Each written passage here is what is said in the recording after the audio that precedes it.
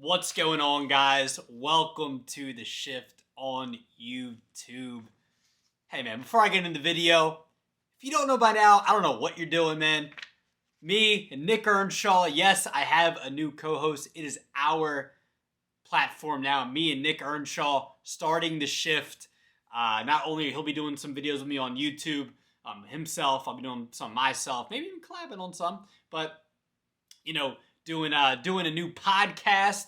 I'm gonna have the link to that because we just got that link up. The link to that will be in the description box. Make sure that you go check out the new pod. We are excited. First episode very soon, within the next 7 to 10 days. I can promise you that. Man. So first episode coming soon. Make sure you follow me on Twitter for all the updates at Rojas_media_. So without further ado, though, let's get to the topic at hand today, shall we? I don't know how many of you guys and girls are fans of Baseball Prospectus, their website. This year, I decided to purchase their book. Every year they come out with a Baseball Prospectus guide, which gives you previews and projections on players, teams, all of that every single year. And this year, for the first time, I decided to get the book. And not going to lie, I'm a big fan. Obviously, as a baseball fan, it's something that, I might have to get every year now. I don't know. But it's a big book, though. It's huge. So I don't know. I mean, if I get it every year, it's going to stack up. I don't know, man. But the thing that kind of intrigued me off the bat was they introduced a new defensive stat. A new defensive stat called range defense added. And I'm going to get to the definition of it. I'm going to kind of look. I've been having trouble trying to grasp it. It's a new metric that they explain in one to depth, in about 4 to 6 pages, and it's very interesting, and to see kind of the evolution of defensive metrics and metrics in general. And so we're going to get to that in just a second, but I kind of want to know from you guys, by the end of this video, what's your favorite defensive metric right now? Because there's no metric, let's be honest, whichever metric you like, there is no metric that is perfect at this moment in time. There is no metric that is perfect at all. Okay? So I'm going to kind of, quickly list some of, maybe I'm forgetting a metric here. Maybe I'm forgetting a stat, depending on whether you like the older traditional stats, whether you like the advanced ones, or you're in the middle. I'm kind of like in the middle. I like the old ones. Some of them I don't like the old ones now, but I like a lot of the newer ones.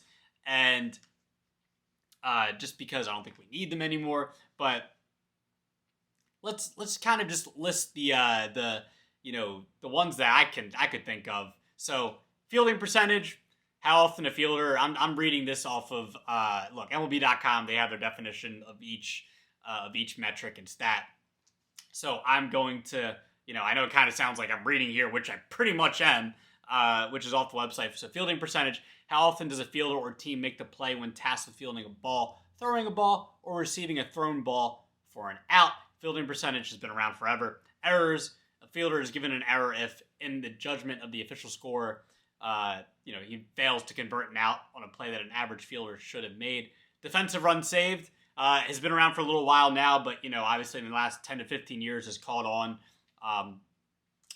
with a lot of fans. And basically, measures how many runs a defender saved. And, it takes into account errors, range, outfield arm, and double playability.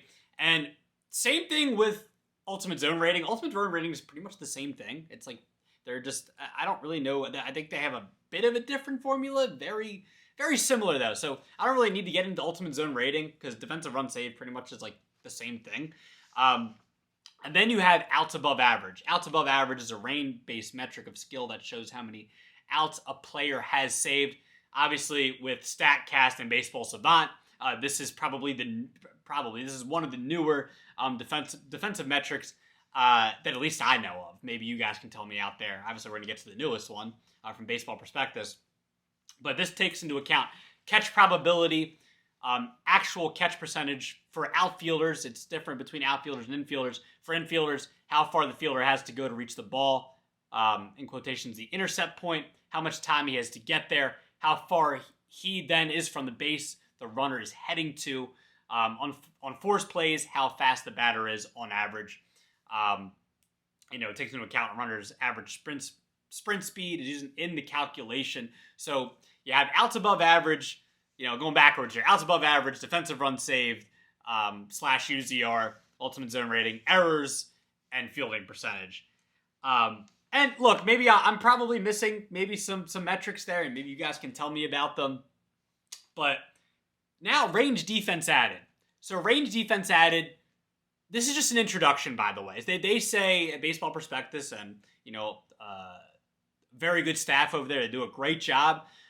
This is just an introduction, though. They said that they're they're just introducing the stat, and they have this is just a starting point, literally just a starting point. So I'm gonna do my best to kind of give you guys a glimpse of it the way I kind of read them, the notes I took down, and all that stuff, because I had to reread a lot of stuff because it was a little tough for me to grasp, and maybe just because it's a new stat for me to understand. But they're working on it, so this is just an introduction. So, this is kind of stemming from fielding runs above average, which was Baseball Prospectus's initial stat, initial fielding stat, but now that we have Statcast, which has been around since 2015, we have more data now for batted balls, which is what this is really stemming from for Baseball Prospectus. Now they're using batted ball data, but it's just pretty much an updated metric from that. So the people over at Baseball Prospectus are going from FRAA now to range defense added. So I'm just kind of going to give you some of the quotes that I read, from the section of the book. So it's an updated metric from fielder runs above average. And just the definition of fielder runs above average: individual defensive metric created using play-by-play data with adjustments made based on plays made, the expected number of plays per position, the handedness of the batter, the park and base out states. And so it is a range metric like outs above average and defensive run saved. And DRS and OAA seem to be asking whether a particular play was above or below average for that fielder under each system's assumptions about the challenges of that particular play. Range defense added asks whether a fielder's overall play was consistently above or below average in light of the extent to which an out should have been made by somebody on that play. Range defense added approach arguably tells you more about how a fielder would be expected to perform under typical circumstances, and at the very least establishes an informed prior for how well a fielder is performing. And the last quote I have here is, defensive runs saved and outs above average focus on the fielder's perceived location during each play. Baseball Prospectus approach is the opposite, to zoom out and consider how fielder positioning is part of the larger process.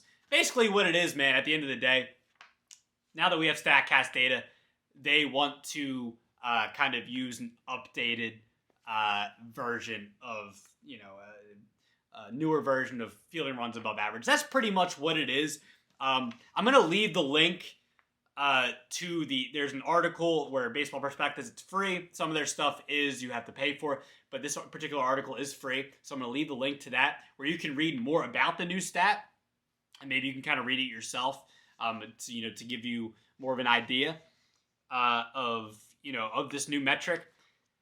But at the end of the day, like I asked before, I want to know which metric of yours, is your favorite. Which one do you like to use, when you're evaluating players? Because a lot of these ones are differing sometimes, man. Like, defensive run saved and outs above average, they differ. They differ to a certain extent, because sometimes you look at, a guy will have a negative defensive run save, but then a positive outs above average, and then vice versa, and they use different formulas, so I understand. So, but it can be confusing at times, even for myself. Sometimes I wonder, so I have to, do extra research on why certain formulas used for certain metrics and all that stuff. And I like doing that stuff. But I want to know from you guys, which defensive metric do you like to use to evaluate players? Do you like this new one?